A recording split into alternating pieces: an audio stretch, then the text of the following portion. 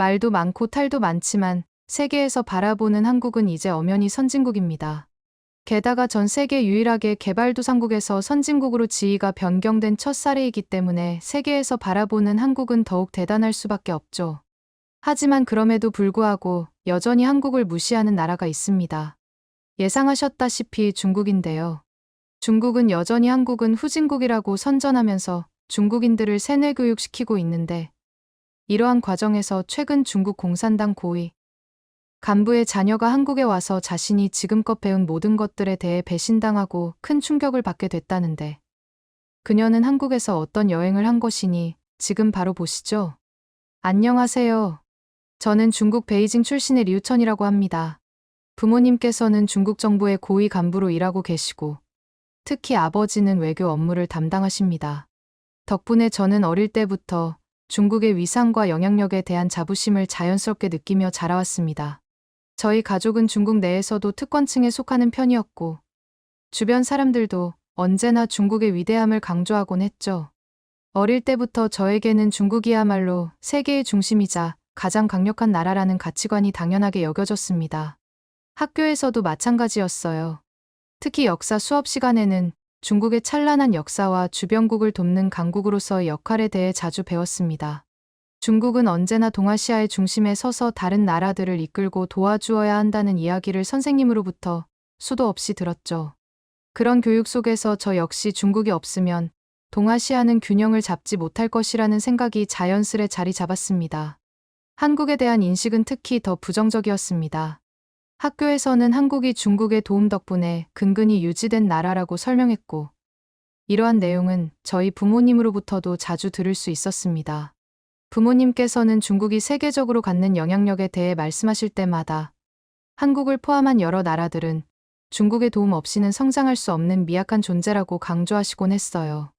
특히 한국에 대해선 그저 중국이 도와준 덕에 겨우겨우 버티고 있는 빈곤한 나라라고 하셨죠. 저도 그 말이 당연하다고 믿었고, 저뿐만 아니라 제 주변 친구들 모두 비슷한 생각을 가지고 있었습니다. 그러던 어느 날 학교에서 수학여행으로 한국에 간다는 이야기를 들었어요. 솔직히 말하면 처음에는 실망스러웠습니다. 수학여행이라고 하면 보통 일본이나 유럽 같은 더 발전된 나라들을 기대하게 마련이잖아요. 저에게 한국은 그저 중국의 지원 덕에 겨우 살아남은 나라에 불과했기 때문에 아무런 매력을 느낄 수가 없었습니다. 가난한 나라에 굳이 왜 가야 하지? 라는 생각이 먼저 들었고, 실망스럽고 불쾌한 기분을 감출 수 없었습니다. 사실 제 머릿속에는 한국에 대한 이미지가 정말로 볼 것도 배울 것도 없는 초라한 나라로만 자리 잡혀 있었거든요. 저뿐만 아니라 반 친구들 역시 실망하는 모습이 역력했습니다. 한국 대신 다른 나라로 가면 좋겠다는 분위기가 돌기 시작했죠. 그런 상황을 보신 선생님께서는 우리를 설득하기 위해 한국에 대해 조금 더 설명을 시작하셨어요. 선생님께서는 한국은 물가가 저렴해서 부담 없이 여러 곳을 즐길 수 있고, 특히 한국에서는 중국인을 황제처럼 대우해준다고 말씀하셨습니다. 한국이 경제적으로는 우리보다 약하지만 중국인들을 특별히 존중해주고 편하게 해주기 때문에 가서 자부심을 느낄 수 있을 거라는 이야기를 덧붙이셨죠. 처음엔 그 말을 듣고도 의심이 들었지만, 선생님은 한국에서는 여러분이 중국의 위대함을 느끼고 자존감을 더 높일 수 있는 기회가 될 것이라고 강조하셨어요.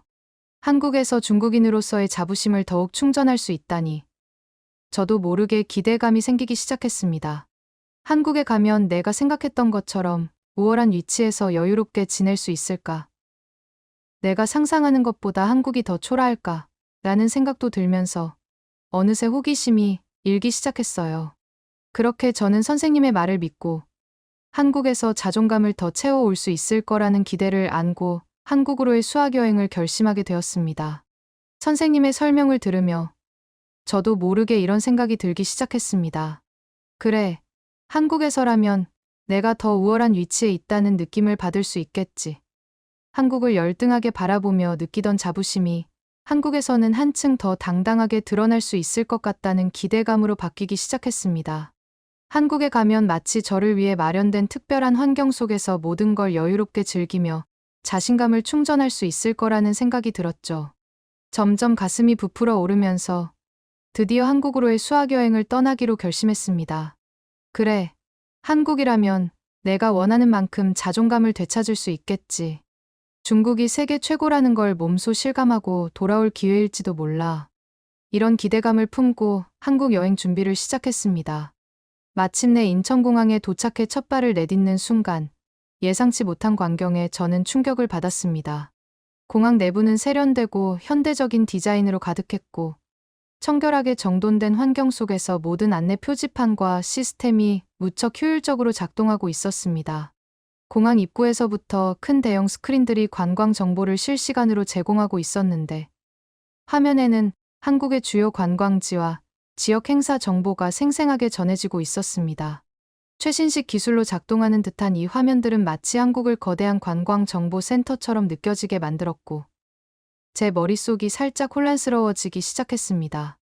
이게 내가 알던 그 한국이 맞나? 라는 생각이 저도 모르게 떠올랐습니다. 그리고 공항 구석에서 눈에 들어온 또 다른 광경에 저는 다시 한번 놀랐습니다. 외국인 관광객을 대상으로 무료로 휴대폰을 대여해주는 부스가 있었던 겁니다. 저는 순간 당황했습니다. 가난한 나라가 어떻게 보증도 없이 고가의 휴대폰을 무료로 빌려줄 수 있지? 이게 믿기지 않아 잠시 망설였지만 호기심을 참을 수 없어서 직접 대여해보기로 했습니다. 직원은 저를 친절하게 맞이하며 간단한 신원 확인 절차 후 최신 삼성 휴대폰을 건네주었습니다.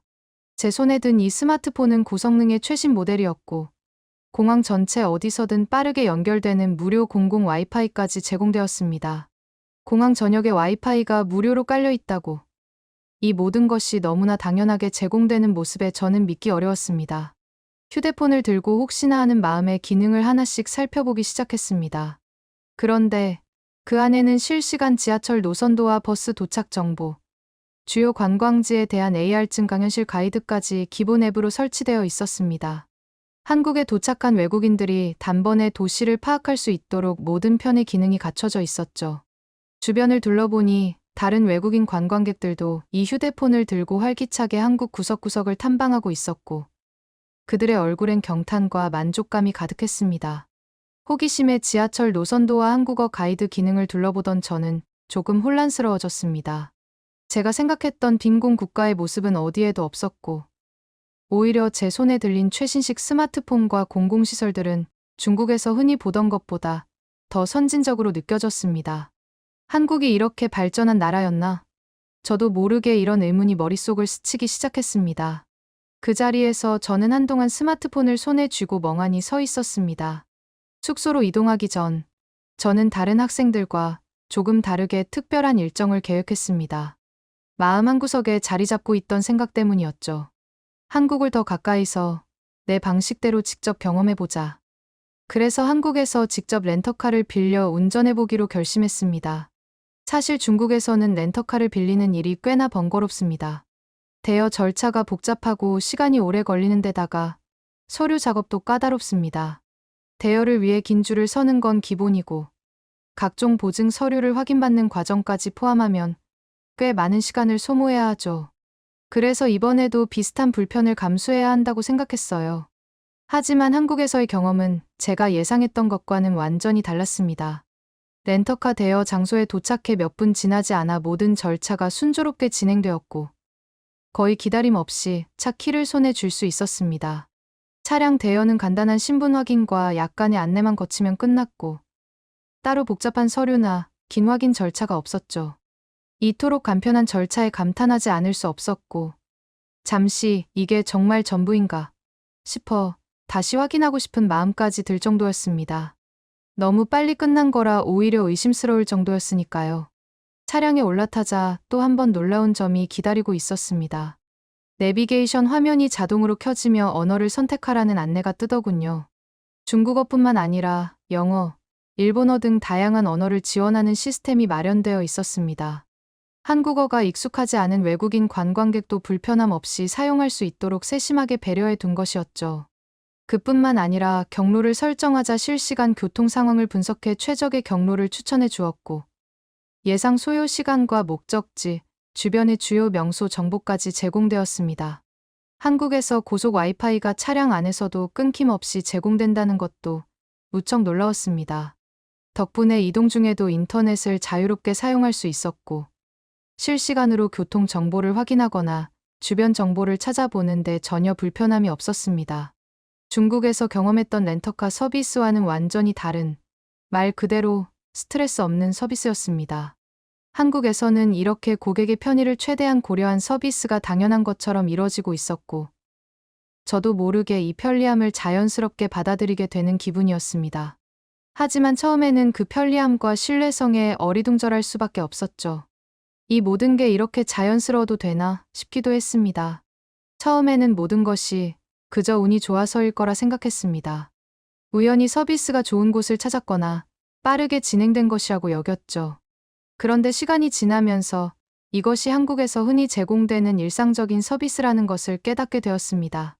한국에서는 고객의 편의와 만족을 최우선으로 두고 모든 것을 진행한다는 점에서 제가 경험한 중국과는 완전히 반대의 인상을 남겼습니다.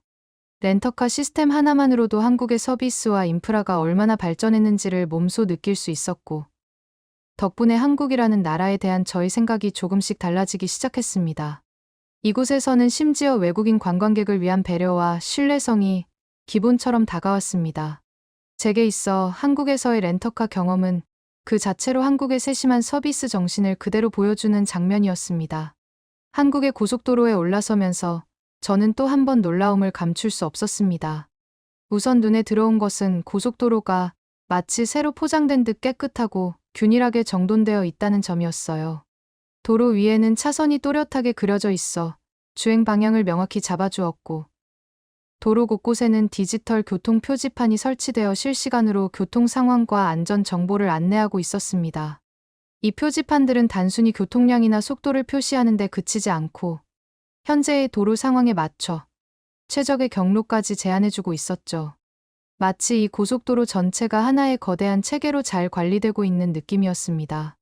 게다가 고속도로 곳곳에 설치된 첨단 CCTV와 AI 기반 교통관리 시스템도 인상적이었습니다.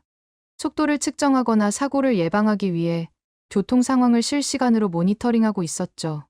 저는 처음에는 이런 시설들이 단지 몇몇 구간에만 설치된 줄 알았습니다. 하지만 한국의 주요 도로 구간마다 이러한 고도화된 관리 시스템이 기본적으로 갖춰져 있다는 사실을 알게 되면서 다시 한번 충격을 받았습니다. 중국의 고속도로에서도 관리 시설을 볼 수 있지만 이처럼 체계적이고 일관된 첨단 시스템은 쉽게 찾아보기 어렵습니다. 한국의 고속도로와 중국의 도로가 가진 차이점이 더욱 선명하게 다가오는 순간이었죠. 그리고 또 한 가지 놀라웠던 것은 고속도로 바닥에 설치된 유도선이었습니다. 바닥 유도선은 특히 야간 주행 시 운전자들을 위해 도로 가장자리와 차선을 따라 반짝이며 빛을 냈습니다.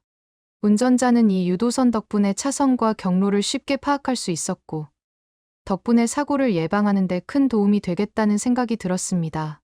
이런 세심한 설계와 배려를 보고 있자니 한국이 운전자의 안전과 편의를 얼마나 고려하는지 느낄 수 있었습니다. 차를 몰다 보니 자연스럽게 중국의 고속도로가 떠올랐습니다. 중국의 고속도로도 잘 정비된 편이지만 이렇게 체계적으로 운영되지는 않았고, 첨단 시설도 일부 구간에서만 제한적으로 볼 수 있을 뿐이었습니다. 중국에서는 교통규칙을 지키지 않는 차량이 많아 도로가 자주 막히고 혼잡한 상황도 일어나곤 하죠. 하지만 한국에서는 대부분의 차량들이 규정 속도를 지키고 차선을 이탈하는 경우도 거의 볼 수 없었습니다. 시민들이 기본적인 규칙을 잘 지키는 모습에서 높은 시민의식과 체계적인 교통 규제가 얼마나 중요한지 실감할 수 있었죠. 한국의 고속도로를 달리다 보면 일정한 간격으로 나타나는 휴게소가 있었습니다. 처음에는 단순히 잠깐 쉬어가는 곳 정도로만 생각했습니다. 하지만 막상 휴게소에 들어서 보니 제가 예상했던 것과는 전혀 다른 풍경이 펼쳐졌습니다. 마치 작은 마을 같은 느낌이랄까요. 한국의 휴게소는 그저 간단히 음료나 간식을 사는 곳을 넘어 다양한 편의 시설이 가득한 종합 서비스 단지처럼 느껴졌습니다. 말 그대로 운전자가 필요로 할 만한 모든 것이 한 곳에 모여 있는 셈이었습니다. 우선 어디서나 빠르게 연결되는 와이파이 덕분에 필요한 정보를 검색하거나 메시지를 주고받는데 전혀 불편함이 없었습니다. 중국에서는 와이파이가 자주 끊기거나 제한된 경우가 많았기 때문에 이런 편리함이 당연하게 제공된다는 것이 무척 신기하게 느껴졌습니다. 이뿐만 아니라 휴게소마다 전기차 충전소가 마련되어 있어 전기차 운전자들도 걱정 없이 충전할 수 있었습니다. 첨단 기술을 적용해 친환경 운전을 지원하는 모습에서 한국의 교통 인프라가 얼마나 발전했는지 실감할 수 있었죠. 또한 휴게소 안에는 다양한 상점과 음식점들이 자리 잡고 있어 장시간 운전으로 지친 운전자들이 편히 쉬어가며 필요한 모든 것을 해결할 수 있도록 배려한 점이 인상적이었습니다. 잠시 피로를 풀 수 있는 공간까지 마련된 걸 보니 운전자를 위한 배려와 편리함이 한국의 휴게소에 깊숙이 스며들어 있다는 생각이 들었습니다. 이 모든 것을 경험하면서 한국이 운전자의 편의와 안전을 위해 얼마나 많은 노력을 기울이는지를 실감하게 되었고, 동시에 중국과의 차이를 뚜렷하게 느낄 수 있었습니다. 한국에서 며칠을 지내며 점점 이곳의 생활 수준과 물가에 익숙해질 무렵, 선생님은 마지막 날을 기념하자며 우리를 고급 레스토랑으로 데려가겠다고 하셨습니다. 선생님은 여기서는 저렴하게 호화로운 식사를 즐길 수 있을 거야 라며 디대에 찬 목소리로 자신 있게 말씀하셨습니다. 평소에 한국은 물가가 싸니까 부담 없이 다양한 경험을 해보라고 조언해 주셨던 터라 저 역시 이번 식사를 기대하며 레스토랑 안으로 들어섰습니다. 레스토랑의 자리를 잡고 메뉴판을 펼치는 순간 선생님의 표정이 점차 굳어지기 시작했습니다. 한국이 저렴하다는 믿음과는 다르게 고급 요리의 가격이 상당히 높았기 때문이었죠. 메인 요리 하나의 가격이 생각보다 훨씬 비쌌고 중국에서 같은 수준의 고급 레스토랑에서 내는 비용보다 몇 배는 높았습니다. 이 사실에 저 역시 깜짝 놀랐습니다. 중국에서는 고급 레스토랑이라도 비교적 저렴하게 식사를 즐길 수 있어 특별한 날을 기념하는 느낌으로 부담 없이 찾곤 했는데 한국에서는 이런 호화로운 식사를 하려면 꽤 큰 비용이 든다는 것을 실감하게 되었습니다. 테이블에 앉아 눈에 띄게 당황한 선생님의 모습을 보면서 우리도 살짝 긴장감이 감돌았습니다. 하지만 이내 주변을 둘러보니 한국 손님들은 전혀 거리낌 없이 식사를 즐기고 있었어요. 고급 요리를 주문하고 편안하게 식사하는 그들의 모습을 보며 저는 또 한 번 깨닫게 되었습니다. 한국의 경제적 수준이 결코 낮지 않구나. 저는 한국을 열등한 나라로 생각했던 제 자신을 다시금 돌아보게 되었고, 그동안 가졌던 편견이 얼마나 편협했는지를 실감했습니다. 이렇게 예상보다 높은 가격에 당황하며 식사를 마친 뒤, 우리는 계산대 앞에서 약간의 난관에 부딪히고 말았습니다. 선생님께서 준비해 오신 돈과 카드로는 예상치 못한 금액을 감당하기에는 부족했기 때문입니다. 그때 한국어를 할 줄 아는 한 중국 동포가 다가와 도움을 제안해 주었습니다.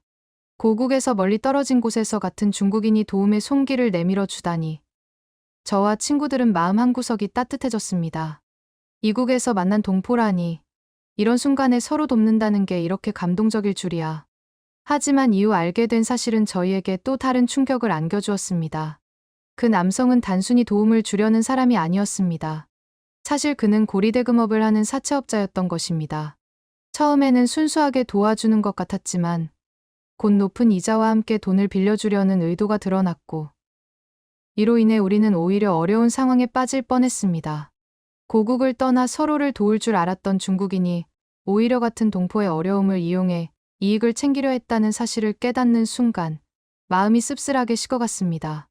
이 경험을 통해 저는 중국 사회에서 흔히 볼 수 있는 부정적이고 경쟁적인 면모를 다시금 떠올리게 되었습니다. 서로 돕기보다는 개인의 이익을 최우선으로 두고 상대를 이용하려는 태도가 중국 사회에서는 흔하게 나타납니다. 이번 사건으로 인해 그동안 중국 내에서 당연하게 여겨졌던 부정적인 사회 구조가 새삼스럽게 부끄럽게 다가왔습니다. 한국에서 체험한 이 모든 순간들이 제가 그동안 얼마나 편협하고 일방적인 시각으로 세계를 바라보았는지를 깨닫게 해주었습니다. 흥미로운 점은 주변의 한국 손님들이 아무런 거리낌 없이 고급 요리를 주문하고 여유롭게 식사를 즐기고 있었다는 것이었습니다. 고급 요리를 먹으면서도 무심하게 결제하는 그들의 모습이 저에게는 낯설게 다가왔죠. 자연스럽게 마음속에서 이런 생각이 들었습니다. 한국의 경제적 수준이 결코 낮지 않구나. 빈곤 국가라 생각했던 한국에서 이러한 모습을 보며 제 편견이 하나씩 무너져 내리기 시작했습니다. 식사를 마치고 선생님이 계산을 하려는데 예상보다 높은 금액 탓에 준비한 현금과 카드로는 부족했습니다. 선생님은 당황하셨고 저 역시 어찌할 바를 몰라 곤란한 표정을 짓고 있었습니다. 그때 옆으로 다가온 한 남성이 도움이 필요하냐고 물었습니다. 깔끔한 외모에 유창한 한국어를 구사하는 이 남성은 중국어도 할 줄 아는 중국 동포라고 자신을 소개했습니다.